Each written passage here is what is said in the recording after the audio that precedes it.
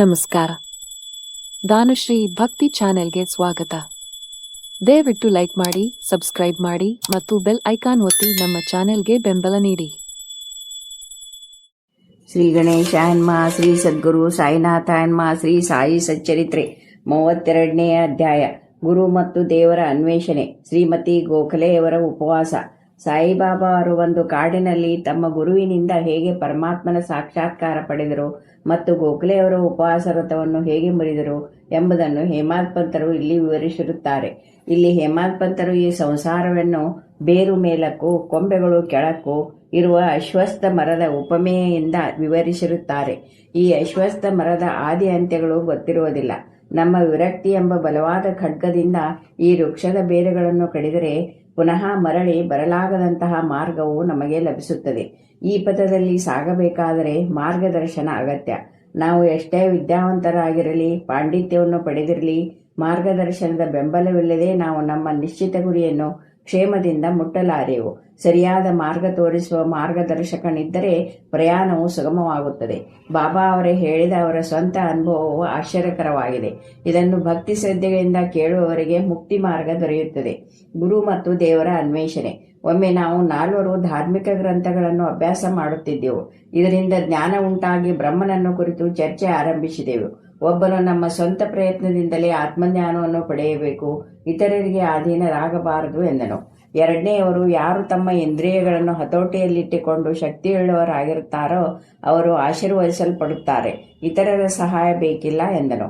ಮೂರನೆಯವನು, ಈ ಪ್ರಪಂಚವು ಯಾವಾಗಲೂ ಬದಲಾವಣೆಯಾಗುತ್ತಲಿದೆ, ನಿರಾಕಾರನು, ನಿತ್ಯನು, ಸತ್ಯ ಮಿಥ್ಯಗಳ ವಿವೇಚನೆ ನಮಗೆ ಇರಬೇಕು ಎಂದನು. ನಾಲ್ಕನೆಯವನಾದ ನಾನು, ಅಂದರೆ ಬಾಬಾ, ಪುಸ್ತಕ ಜ್ಞಾನ ನಿಷ್ಪ್ರಯೋಜಕ ಎಂದು ಹೇಳಿ ಮುಂದುವರಿದರು. ನಮ್ಮ ಕರ್ತವ್ಯಗಳನ್ನು ನಾವು ಮಾಡೋಣ. ನಮ್ಮ ದೇಹ, ಮನಸ್ಸು ಮತ್ತು ಪಂಚಪ್ರಾಣಗಳನ್ನು ಗುರುವಿನ ಪಾದಗಳಲ್ಲಿ ಅರ್ಪಿಸೋಣ. ಗುರುವೇ ಸರ್ವಾಂತರ್ಯಾಮಿ, ಗುರುವೇ ದೇವರು. ಈ ದೃಢ ನಂಬಿಕೆ ಉಂಟಾಗಬೇಕಾದರೆ ಗುರುವಿನಲ್ಲಿ ಅಪರಿಮಿತವಾದ ಭಕ್ತಿ ಮತ್ತು ಪ್ರೀತಿ ಅಗತ್ಯ ಎಂದೆನು. ಈ ರೀತಿ ಚರ್ಚಿಸುತ್ತಾ ನಾವು 4 ಜನ ದೇವರನ್ನು ಹುಡುಕುತ್ತಾ ಒಂದು ಕಾಡಿನಲ್ಲಿ ಹೊರಟೆವು. ಉಳಿದ 3 ತಮ್ಮ ಸ್ವಂತ ಪ್ರಯತ್ನ ಮಾಡಲು ಯತ್ನಿಸಿದರು. ಆಗ ಕಾಡು ನಿವಾಸಿ, ಎಂದರೆ ವನಜಾರಿ ಒಬ್ಬನು ನಮ್ಮನ್ನು ದಾರಿಯಲ್ಲಿ ಸಂಧಿಸಿ, ಈ ಉರಿ ಬಿಸಿಲಿನಲ್ಲಿ ಎಲ್ಲಿಗೆ ಹೋಗುತ್ತಿದ್ದೀರಿ ಎಂದು ಪ್ರಶ್ನಿಸಿದನು.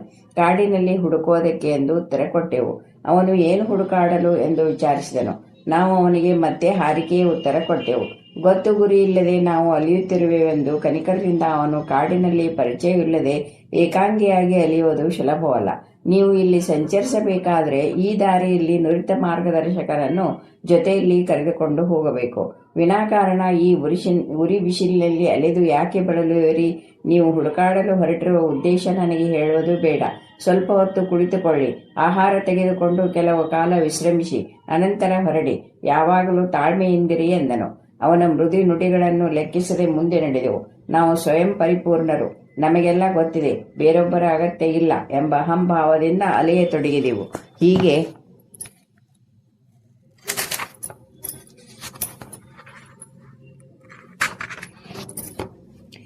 ಅಲಿಯುತ್ತ ದಟ್ಟವಾದ ಅರಣ್ಯದ ಮಧ್ಯದಲ್ಲಿ ಹಾದಿ ತಪ್ಪಿದೆವು. ಅದೃಷ್ಟವಶಾತ್ ನಾವು ಹೊರಟ ಸ್ಥಳಕ್ಕೆ ಮತ್ತೆ ಬಂದು ಸೇರಿದೆವು. ಆ ವನಜಾರಿ ನಮ್ಮನ್ನು ಪುನಃ ಸಂಧಿಸಿ, ನಿಮ್ಮ ಬುದ್ಧಿಯನ್ನೇ ನಂಬಿಕೊಂಡು ದಾರಿ ತಪ್ಪಿದಿರಿ. ವಿಷಯ ಸಣ್ಣದಿರಲಿ ದೊಡ್ಡದಿರಲಿ, ನಮಗೆ ಸರಿಯಾದ ಮಾರ್ಗ ದೊರೆಯಲು ಮಾರ್ಗದರ್ಶನ ಅಗತ್ಯ. ಹಸಿದ ಹೊಟ್ಟೆಯಲ್ಲಿ ಯಾವುದೇ ವಸ್ತುವಿನ ಅನ್ವೇಷಣೆಯನ್ನು ಮಾಡಬಾರದು. ದೇವರು ಇಚ್ಛಿಸದಿದ್ದಲ್ಲಿ ನಮ್ಮನ್ನು ಯಾರೂ ಸಂಧಿಸುವುದಿಲ್ಲ. ಆಹಾರವನ್ನು ಕೊಡಲು ಬಂದರೆ ತಿರಸ್ಕರಿಸಕೂಡದು. ಬಡಿಸಿದ ಅನ್ನವನ್ನು ಬೀಸುಡಬಾರದು. ಕೆಲಸಕ್ಕೆ ಹೊರಡುವಾಗ ಆಹಾರವನ್ನು ಕೊಡಲು ಬಂದರೆ ಅದು ಒಳ್ಳೆಯ ಶಕುನ, ಕೆಲಸ ಜಯವಾಗುವುದು ಎಂದು ಹೇಳಿ ಪುನಃ ಆಹಾರವನ್ನು ಕೊಟ್ಟು ಸ್ವಲ್ಪ ವಿಶ್ರಮಿಸಲು ಹೇಳಿದನು. ಅವನ ಆಹಾರವನ್ನು ಸ್ವೀಕರಿಸದೆ ಆ 3 ಹೊರಡಲು ಅನುವಾದರು. ನನಗೆ ಅಲಿದು ಹಸಿವು, ಬಾಯಾರಿಕೆ ಆಗಿತ್ತು. ಆ ಕಾಡು ಮನುಷ್ಯನ ಪ್ರೀತಿ ವಿಶ್ವಾಸಗಳು ನನ್ನ ಹೃದಯವನ್ನು ಕಲಕಿದವು. ಮನಸ್ಸು ಕರಗಿತು. ಅವನು ಕೀಳು ಮಟ್ಟದ ಜಾತಿಗೆ ಸೇರಿದವನಾದರೂ ಸಹ ಅವನ ಹೃದಯದಲ್ಲಿ ಪ್ರೀತಿ ವಿಶ್ವಾಸಗಳಿದ್ದವು. ನಾನು ಅವನ ಆಹಾರವನ್ನು ಸ್ವೀಕರಿಸಿದೆನು, ನೀರು ಕುಡಿದೆನು. ಆಗ ಜ್ಞಾನೋದಯದ ನಾಂದಿಯಾಯಿತು. ಆಗ ಗುರುವು ನನ್ನ ಮುಂದೆ ನಿಂತು, ಏನು ಚರ್ಚೆ ನಡೆಯಿತು ಎಂದು ಕೇಳಿದರು. ನಡೆದುದೆಲ್ಲವನ್ನು ಅವರಿಗೆ ನಾನು ವಿವರಿಸಿದೆ. ಆಗ ಅವರು, ನಿನಗೆ ನನ್ನೊಡನೆ ಬರಲು ಇಷ್ಟವಿದ್ದರೆ ನಿನಗೆ ಬೇಕಾದದನ್ನು ತೋರಿಸುತ್ತೇನೆ. ನಾನು ಹೇಳುವುದನ್ನು ಯಾರು ಅಚಲ ವಿಶ್ವಾಸದಿಂದ ನಂಬುತ್ತಾರೆಯೋ ಅವರು ವಿಜಯಶಾಲಿಗಳಾಗುತ್ತಾರೆ ಎಂದು ಹೇಳಿದರು. ನಾನು ಅದಕ್ಕೆ ಒಪ್ಪಿಕೊಂಡೆನು. ಅವರು ನನ್ನನ್ನು ಒಂದು ಬಾವಿಯ ಹತ್ತಿರ ಕರೆದುಕೊಂಡು ಹೋಗಿ ನನ್ನ ಕಾಲುಗಳಿಗೆ ಹಗ್ಗ ಕಟ್ಟಿ ಹತ್ತಿರ ಇದ್ದ ಮರದಿಂದ ತಲೆ ಕೆಳಗೆ ಮಾಡಿ ತೂಗು ಹಾಕಿದರು. ನಾನು ನೀರಿನಿಂದ ಸ್ವಲ್ಪ ಮೇಲಕ್ಕಿದ್ದೆ. ಕೈಗೆ ನೀರು ಸಿಗುವಂತಿರಲಿಲ್ಲ. ಈ ರೀತಿ ನನ್ನನ್ನು ತೂಗ ಹಾಕಿ ಎಲ್ಲಿಯೋ ಹೊರಟು ಹೋದರು. ಮುಂದೆ 4-5 ಗಂಟೆಗಳ ನಂತರ ಬಂದು ಮೇಲಕ್ಕೆತ್ತಿ ಹಗ್ಗವನ್ನು ಬಿಚ್ಚಿ ಚೆನ್ನಾಗಿ ಇದ್ದೀಯಾ ಎಂದು ಕೇಳಿದರು. ಅಮಿತಾನಂದದಲ್ಲಿದ್ದೆ. ಅದನ್ನು ನನ್ನಂತಹ ಪಾಮರನು ಹೇಗೆ ವಿವರಿಸಲು ಸಾಧ್ಯ ಎಂದು ಕೇಳಿದನು. ಇದನ್ನು ಕೇಳಿದ ಗುರು ಸಂತೋಷದಿಂದ ನನ್ನನ್ನು ಸಮೀಪಕ್ಕೆ ಬರಮಾಡಿಕೊಂಡು ತಲೆ ಸವಿರಿ ಅಪ್ಪಿಕೊಂಡರು. ಹಕ್ಕಿ ತನ್ನ ಮರಿಯನ್ನು ನೋಡುವಂತೆ ನನ್ನನ್ನು ನೋಡಿದರು. ತಮ್ಮ ಗುರುಕುಲಕ್ಕೆ ಸೇರಿಸಿಕೊಂಡರು. ಗುರುಕುಲ ಎಷ್ಟು ರಮ್ಯವಾಗಿತ್ತು! ಅಲ್ಲಿರುವಾಗ ನಾನು ನನ್ನ ಮಾತಾಪಿತರನ್ನು ಮರೆತೆನು. ಮೋಹ ಮಮತೆಗಳು ದೂರವಾದವು. ಮುಕ್ತನಾದೆನು. ಯಾವಾಗಲೂ ಅವರೊಡನೆ ಇದ್ದು ಗುರುವಿನ ಅನನ್ಯ ಅವಧಾನಗಳನ್ನು ಆಚರಿಸತೊಡಗಿದೆನು. ನನ್ನ ಗುರುವೇ ನನಗೆ ತಾಯಿ, ತಂದೆ ಮತ್ತು ಬಳಗ. ಸರ್ವಸ್ವವು ಅವರೇ. ಸಮಸ್ತ ಇಂದ್ರಿಯಗಳು ತಮ್ಮ ಸ್ಥಳವನ್ನು ಬಿಟ್ಟು ನನ್ನ ನೇತ್ರಗಳಲ್ಲಿ ಒಂದುಗೂಡಿ ನನ್ನ ದೃಷ್ಟಿಯು ಗುರುವಿನಲ್ಲಿ ನೆಲೆಗೊಳ್ಳುವಂತೆ ಆಯಿತು. ಆ ರೀತಿ ಗುರುವೇ ನನ್ನ ಧ್ಯಾನದ ವಸ್ತುವಾದರು. ಬೇರೆ ಥರದ ಅನೇಕ ಶಾಲೆಗಳಿವೆ. ಶಿಷ್ಯರು ಅಲ್ಲಿಗೆ ಜ್ಞಾನ ಸಂಪಾದನೆಗೋಸ್ಕರ ಹೋಗಿ ಹಣವನ್ನು ವೆಚ್ಚ ಮಾಡಿ ಕೊನೆಗೆ ನಿರಾಶರಾಗುತ್ತಾರೆ. ಅಲ್ಲಿ ಗುರುವು ತನ್ನ ಜ್ಞಾನವನ್ನು ಪ್ರಶಂಸೆ ಮಾಡಿಕೊಳ್ಳುತ್ತಾನೆ. ತನ್ನ ಘನತೆಯನ್ನು ತಾನೇ ಹೊಗಳಿಕೊಳ್ಳುತ್ತಾನೆ. ಎಲ್ಲವೂ ತೋರಿಕೆ ಮಾತ್ರ. ಅವನ ಹೃದಯವು ಮಾತ್ರ ಮೃದುವಾಗಿರುವುದಿಲ್ಲ. ಶಿಷ್ಯರ ಮುಂದೆ ಆತ್ಮ ಪ್ರಶಂಸೆ ಮಾಡಿಕೊಂಡು ಅವರ ಹೃದಯವನ್ನು ಆಕರ್ಷಿಸಲು ಪ್ರಯತ್ನ ಮಾಡುತ್ತಾನೆ. ಆದರೆ ಅದು ಶಿಷ್ಯರಿಗೆ ಉಪಯೋಗವಿಲ್ಲ. ಆತ್ಮಜ್ಞಾನದ ದೃಷ್ಟಿಯಿಂದ ಅವನಲ್ಲಿ ಯಾವ ಸತ್ವವೂ ಇರುವುದಿಲ್ಲ. ಇಂಥ ಶಾಲೆಗಳಿಂದ ಶಿಷ್ಯರಿಗೆ ಆಗುವ ಪ್ರಯೋಜನವಾದರೂ ಏನು? ಆದರೆ ಈ ಹಿಂದೆ ತಿಳಿಸಿದ ಗುರುವಿನ ವಿಷಯ ಬೇರೆ. ಅವರು ಅದ್ವಿತೀಯ ಗುಣದ ವ್ಯಕ್ತಿ. ಅವರ ದಯೆಯಿಂದ ಜ್ಞಾನವು ತನಗೆ ತಾನಾಗಿಯೇ ಲಭಿಸುತ್ತದೆ. ಈ 4 ಜನಗಳಲ್ಲಿ ಒಬ್ಬ ಕೆಲವು ಧಾರ್ಮಿಕ ವಿಧಿಗಳನ್ನು ಹೇಗೆ ಆಚರಿಸಬೇಕೆಂಬುದನ್ನು ಅರಿತವನಿದ್ದ. ಇನ್ನೊಬ್ಬನು ಜ್ಞಾನವನ್ನು ಪಡೆದಿರುವನೆಂಬ ಅಹಂಭಾವ ಇದ್ದವನಾಗಿದ್ದನು. 3ನೇಯವನು ಪರಮಾತ್ಮನೇ ಸರ್ವ ಕ್ರಿಯಾತ್ಮಕನು ಎಂದು ನಂಬಿದ್ದ. ಅವರು ಚರ್ಚೆ ಮಾಡುತ್ತಿದ್ದಾಗ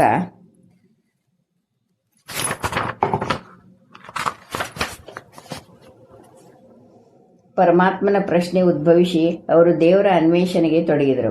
ವಿವೇಕಶಾಲಿಯೂ ವಿಚಾರಪರರೂ ಆದ ಅವತಾರ ರೂಪಿ ಸಾಯಿಬಾಬಾ 4ನೇಯವರು. ಅವರೇ ಸ್ವತಃ ಬ್ರಹ್ಮನ ಅವತಾರ ರೂಪಿಯಾಗಿದ್ದರೂ ಇತರರನ್ನೇ ಸೇರಿ ಹಾಗೆ ವರ್ತಿಸಿದರೆಂಬುದು ಕೆಲವರು ಕೇಳಬಹುದು. ಅದಕ್ಕೆ ಬಾಬಾ ಅವರು ಜನಸಾಮಾನ್ಯರ ಕಲ್ಯಾಣಕ್ಕಾಗಿ ಮತ್ತು ಅವರಿಗೆ ಪಾಠ ಕಲಿಸುವುದಕ್ಕಾಗಿ ಈ ರೀತಿ ಮಾಡಿದರೆಂದು ಹೇಳಬಹುದು. ಅವರೇ ಅವತಾರ ರೂಪಿಯಾಗಿ ಕೆಳಮಟ್ಟದ ವನಜಾರಿಯ ಆದರಾತಿಥ್ಯವನ್ನು ಸ್ವೀಕರಿಸಿ ಆಹಾರವನ್ನು ಬ್ರಹ್ಮನೆಂದು ಬಗೆದು ಊಟ ಮಾಡಿದರು. ಆ ವನಜಾರಿಯ ಆದರಾತಿಥ್ಯವನ್ನು ಸ್ವೀಕರಿಸದೆ ಹೋದ 3 ಹೇಗೆ ಕಷ್ಟಪಟ್ಟರು ಎಂಬುದನ್ನು ತಿಳಿಯಪಡಿಸಿದ್ದಾರೆ. ಗುರುವಿನ ಸಹಾಯವಿಲ್ಲದೆ ಜ್ಞಾನಾರ್ಜನೆ ಮಾಡಲು ಅಸಾಧ್ಯವೆಂದು ಕಾರ್ಯರೂಪದಲ್ಲಿ ತೋರಿಸಿದ್ದಾರೆ. ತಾಯಿ, ತಂದೆ ಮತ್ತು ಪರಮಾತ್ಮನನ್ನು ಪೂಜಿಸಿ ಗೌರವಿಸಬೇಕೆಂದು, ಧಾರ್ಮಿಕ ಗ್ರಂಥಗಳ ಪಠನ ಮಾಡಬೇಕೆಂದು ಶ್ರುತಿಯಲ್ಲಿ ಹೇಳಿದೆ. ಮನಃ ಶುದ್ಧಿಯನ್ನು ಹೊಂದಿದರೆ ಮಾತ್ರ ಆತ್ಮಜ್ಞಾನ ದೊರಕುತ್ತದೆ. ಇಂದ್ರಿಯಗಳಾಗಲಿ, ಮನಸ್ಸಾಗಲಿ, ಬುದ್ಧಿಯಾಗಲಿ ಆತ್ಮವನ್ನು ಸಂಧಿಸಲಾರವು. ಅದಕ್ಕೆ ಗುರುವಿನ ದಯೆ ಅತ್ಯಗತ್ಯ. ವಿಷಯದ ವಸ್ತುಗಳಾದ ಧರ್ಮ, ಅರ್ಥ, ಕಾಮ ಇವುಗಳನ್ನು ನಾನು ನಮ್ಮ ಸ್ವಪ್ರಯತ್ನದಿಂದ ಹೊಂದಬಹುದು. ಆದರೆ ಮೋಕ್ಷವನ್ನು ಪಡೆಯಲು ಗುರುವಿನ ಸಹಾಯ ಅತ್ಯಗತ್ಯ. ಬಾಬಾರವರ ದರ್ಬಾರಿನಲ್ಲಿ ಅನೇಕರು ಬಂದು ತಮ್ಮ ಪಾತ್ರವನ್ನು ವಹಿಸಿದರು. ಜ್ಯೋತಿಷಿಗಳು ಬಂದು ಭವಿಷ್ಯ ನುಡಿದರು. ಅಧಿಕಾರಿಗಳು, ಕುಲೀನರು, ಸಾಮಾನ್ಯರು, ಸನ್ಯಾಸಿಗಳು, ಯೋಗಿಗಳು, ಬಡವರು, ಸಂಗೀತಗಾರರು ಬಾಬಾರವರ ದರ್ಶನಕ್ಕಾಗಿ ಬರುತ್ತಿದ್ದರು. ಅಲ್ಲದೆ ಕುರುಡರು, ಕುಂಟರು, ನಾಟಕದವರು ಕೂಡ ಬಂದು ಬಾಬಾ ಅವರ ಅನುಗ್ರಹ ಪಡೆದು ಕೃತಾರ್ಥರಾಗುತ್ತಿದ್ದರು. ಶ್ರೀಮತಿ ಗೋಖಲೆಯವರ ಉಪವಾಸ. ಬಾಬಾ ಎಂದು ಉಪವಾಸ ಮಾಡುತ್ತಿರಲಿಲ್ಲ. ಇತರರನ್ನು ಉಪವಾಸ ಮಾಡಲು ಬಿಡುತ್ತಿರಲಿಲ್ಲ. ಉಪವಾಸ ಮಾಡುವವನ ಮನಸ್ಸು ನೆಮ್ಮದಿಯಿಂದ ಇರುವುದಿಲ್ಲ. ಆದ್ದರಿಂದ ಅವನು ಪಾರಮಾರ್ಥಿಕ ಜ್ಞಾನವನ್ನು ಪಡೆಯುವುದು ಹೇಗೆ ತಾನೇ ಸಾಧ್ಯ? ಬರಿಯ ಹೊಟ್ಟೆಯಲ್ಲಿದ್ದರೆ ಪರಮಾತ್ಮನ ಸಾಕ್ಷಾತ್ಕಾರವಾಗಲಾರದು. ಆತ್ಮವನ್ನು ಮೊದಲು ತೃಪ್ತಿಪಡಿಸಬೇಕು. ಆಹಾರದ ಅಂಶವು ಸ್ವಲ್ಪ ಮಟ್ಟಿಗಾದರೂ ಉದರದಲ್ಲಿಲ್ಲದಿದ್ದರೆ ನಾವು ಯಾವ ನೇತ್ರಗಳಿಂದ ಪರಮಾತ್ಮನನ್ನು ನೋಡಬೇಕು? ಯಾವ ನಾಲಿಗೆಯಿಂದ ಅವನ ಗುಣಗಳನ್ನು ಹೊಗಳಬೇಕು? ಯಾವ ಕರ್ಣಗಳಿಂದ ಅವನ ಗುಣಕೀರ್ತನೆಯನ್ನು ಆಲಿಸಬೇಕು? ಸಂಕ್ಷಿಪ್ತವಾಗಿ ಹೇಳುವುದಾದರೆ, ನಮ್ಮ ಸರ್ವ ಅವಯವಗಳಿಗೆ ತಕ್ಕ ಆಹಾರ ದೊರೆತು ಅವು ತೃಪ್ತಿಯಿಂದಿದ್ದಾಗ ಮಾತ್ರ ಪರಮಾತ್ಮನನ್ನು ಕೂಡಲು ಅವಶ್ಯವಾದ ಭಕ್ತಿ ಮತ್ತು ಇತರ ಮಾರ್ಗಗಳನ್ನು ಅನುಸರಿಸಬಹುದು. ಆದ್ದರಿಂದ ಉಪವಾಸ ಮಾಡುವುದಾಗಲಿ ಅತಿಯಾಗಿ ತಿನ್ನುವುದಾಗಲೂ ಒಳ್ಳೆಯದಲ್ಲ. ಆಹಾರದಲ್ಲಿ ಸಂಯಮವಿದ್ದರೆ ದೇಹಕ್ಕೂ ಒಳ್ಳೆಯದು, ಮನಸ್ಸಿಗೂ ಒಳ್ಳೆಯದು. ಶ್ರೀಮತಿ ಗೋಖಲೆಯವರು ಬಾಬಾ ಭಕ್ತರಾದ ಕಾಶಿಬಾಯಿ ಕಾನಿಟಿಕರ್ ಅವರಿಂದ ಪರಿಚಯ ಪತ್ರ ಪಡೆದು ಶಿರಡಿಗೆ ಬಂದರು. ಬಾಬಾ ಅವರ ಮುಂದೆ 3 ದಿನ ಉಪವಾಸ ಮಾಡಬೇಕೆಂದು ಅವರ ನಿರ್ಧಾರ. ಇದಕ್ಕೆ ಹಿಂದಿನ ದಿನ ಬಾಬಾ ದಾದಾ ಕೇಲ್ಕರ್ ಅವರನ್ನು ಕುರಿತು ಹೋಳಿ ದಿನದಂದು ನಾನು ನನ್ನ ಮಕ್ಕಳನ್ನು ಉಪವಾಸ ಮಾಡಲು ಬಿಡುವುದಿಲ್ಲ. ಹಾಗೆ ಅವರು ಉಪವಾಸ ಮಾಡುವುದಾದರೆ ನಾನು ಏಕೆ ಇಲ್ಲಿರಬೇಕು ಎಂದು ಕೇಳಿದ್ದರು. ಮರುದಿನ ಶ್ರೀಪಂತಿ ಗೋಖಲೆಯವರು ಕೇಳ್ಕರ್ ಅವರ ಸಂಗಡ ಬಾಬಾ ಅವರ ಬಳಿಗೆ ಹೋಗಿ ನಿಂತಾಗ ಅವರು ಉಪವಾಸ ಮಾಡಬೇಕಾದ ಅಗತ್ಯವಿಲ್ಲ. ದಾದಾ ಅವರ ಮನೆಗೆ ಹೋಗಿ ಹೂರಣದ ಹೋಳಿಗೆಯನ್ನು ಮಾಡಿ ಮಕ್ಕಳಿಗೂ ಕೊಟ್ಟು ನೀನೂ ಸಹ ಊಟ ಮಾಡು ಎಂದರು. ಹುಣ್ಣಿಮೆ ದಿನ ಆಗಲೇ ಪ್ರಾರಂಭವಾಗಿದ್ದವು. ದಾದಾ ಅವರ ಪತ್ನಿಯು ಅಸ್ಪೃಶ್ಯವಾಗಿ ಮನೆಯಲ್ಲಿ ಅಡಿಗೆ ಮಾಡಲು ಯಾರೂ ಇರಲಿಲ್ಲ. ಬಾಬಾ ಅವರ ನುಡಿ ಸಮಯೋಚಿತವಾಗಿದ್ದಿತು. ಶ್ರೀಮತಿ ಗೋಖಲೆಯವರು ಅವರ ಮನೆಗೆ ಹೋಗಿ ಅಡಿಗೆ ತಯಾರಿಸಿ ಎಲ್ಲರೊಡನೆ ತಾವೂ ಊಟ ಮಾಡಿದರು. ಬಾಬಾ ತಮ್ಮ ಬಾಲ್ಯ ಜೀವನದ ಬಗ್ಗೆ ಈ ರೀತಿ ಹೇಳಿರುತ್ತಾರೆ. ನಾನಿನ್ನೂ ಚಿಕ್ಕವನಾಗಿದ್ದೆ. ಉದರ್ ನಿರ್ವಹಣೆಗೆ ಕೆಲಸ ಹುಡುಕುತ್ತಾ ಬಿಡಗಾಂವಕ್ಕೆ ಹೋದೆ. ಅಲ್ಲಿ ನನಗೊಂದು ಕೆಲಸ ದೊರಕಿತು. ಬಹಳ ಕಷ್ಟಪಟ್ಟು ಕೆಲಸ ಮಾಡಿದೆ. ಮಾಲಕ್ ನನ್ನ ಕೆಲಸವನ್ನು ಮೆಚ್ಚಿದನು. ನನ್ನೊಡನೆ ಇನ್ನೂ 3 ಕೆಲಸ ಮಾಡುತ್ತಿದ್ದರು. ಒಬ್ಬನಿಗೆ 50 ರೂಪಾಯಿ, ಇನ್ನೊಬ್ಬನಿಗೆ 100 ರೂಪಾಯಿ, ಮೂರನೆಯವರಿಗೆ 150 ರೂಪಾಯಿ ಸಂಬಳ ಕೊಡುತ್ತಿದ್ದರು. ನನಗೆ ಇದೆಲ್ಲದರ 2 ಪಟ್ಟು ಕೊಟ್ಟರು. ನನ್ನ ಬುದ್ಧಿವಂತಿಕೆ ಮತ್ತು ದಕ್ಷತೆಯನ್ನು ನೋಡಿ ಮಾಲಕ ಪ್ರೀತಿಯಿಂದ ನನಗೆ ಬಟ್ಟೆ, ಪೇಟ ಮತ್ತು ಒಂದು ಶಲ್ಯ ಇವುಗಳನ್ನು ಬಹುಮಾನವಾಗಿ ಕೊಟ್ಟರು. ಆದರೆ ನಾನು ಅವುಗಳನ್ನು ಉಪಯೋಗಿಸದೆ ಹಾಗೆಯೇ ಇಟ್ಟಿದ್ದೆ. ಮಾನವರು ಕೊಡುವುದು ಬಹುಕಾಲ ಉಳಿಯಲಾರದು. ಆದರೆ ನನ್ನ ಸರ್ಕಾರ ಅಂದರೆ ದೇವರು ಕೊಡುವುದು ಮಾತ್ರ ಕೊನೆಯ ತನಕ ಉಳಿಯುತ್ತದೆ ಮತ್ತು ಪರಿಪೂರ್ಣವಾದದಾಗಿರುತ್ತದೆ. ಮಾನವನು ಕೊಡುವ ಯಾವ ಬಹುಮಾನವೂ ದೇವರು ದಯಪಾಲಿಸುವ ಬಹುಮಾನಕ್ಕೆ ಸರಿಯಾಗಲಾರದು.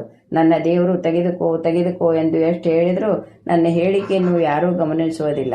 ನನ್ನ ಭಂಡಾರ ಧಾರ್ಮಿಕ ಸಂಪತ್ತು, ಅದು ಯಾವಾಗಲೂ ತುಂಬಿರುತ್ತದೆ. ಅದನ್ನು ಅಗೆದು ಗಾಡಿಯಲ್ಲಿ ತುಂಬಿಕೊಂಡು ಹೋಗಿ ಎಂದು ಹೇಳುತ್ತೇನೆ. ಪುಣ್ಯವಂತ ಮಾತೆಯ ಪುತ್ರನು ಮಾತ್ರ ಈ ಐಶ್ವರ್ಯವನ್ನು ಪಡೆಯಲು ಸಾಧ್ಯ. ನನ್ನ ಫಕೀರನ ನುಡಿಗಳೇ ಭಗವಂತನ ಲೀಲೆಗಳು. ನನ್ನ ದೇವರು ವಿಶಿಷ್ಟನಾದವನು. ನನ್ನ ವಿಚಾರವೇನು? ಮಣ್ಣಿನಿಂದ ಹುಟ್ಟಿದ ಈ ದೇಹ ಒಂದು ದಿನ ಮಣ್ಣಿನೊಡನೆ ಸೇರುತ್ತದೆ.